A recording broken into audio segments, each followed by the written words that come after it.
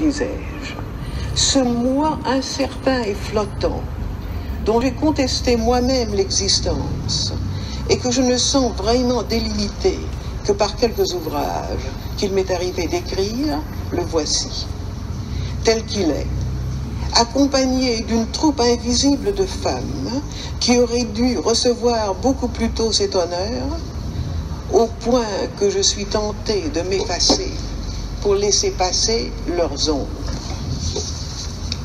Toutefois, n'oublions pas que c'est seulement il y a un peu plus ou un peu moins d'un siècle que la question de la présence de femmes dans cette assemblée a pu se poser.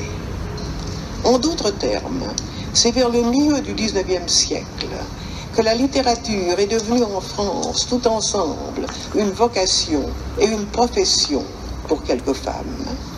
Et cet état de choses était trop nouveau peut-être pour attirer l'attention d'une compagnie comme la vôtre.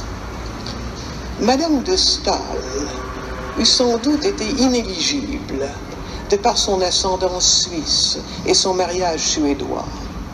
Elle se contentait d'être un des meilleurs esprits du siècle. George Sand lui fait scandale par la turbulence de sa vie, par la générosité même de ses émotions qui font d'elle une femme si admirablement femme. La personne, encore plus que l'écrivain, devançait son temps. Colette elle-même pensait qu'une femme ne rend pas visite à des hommes pour solliciter leur voix. Et je ne puis qu'être de son avis, ne l'ayant pas fait moi-même. Mais remontons plus haut.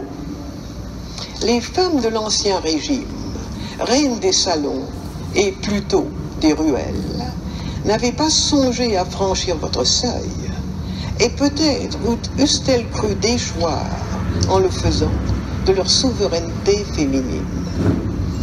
Elles inspiraient les écrivains, les régentaient parfois, et fréquemment ont réussi à faire entrer l'un de leurs protégés dans votre compagnie, coutume qui, m'assure-t-on, dure jusqu'à nos jours. Elle se souciait fort peu d'être elle-même candidate. On ne peut donc prétendre que dans cette société française, si imprégnée d'influence féminine, l'Académie ait été misogyne. Elle s'est simplement conformée aux usages qui volontiers plaçaient la femme sur un piédestal, mais ne permettaient pas encore de lui avancer officiellement un fauteuil.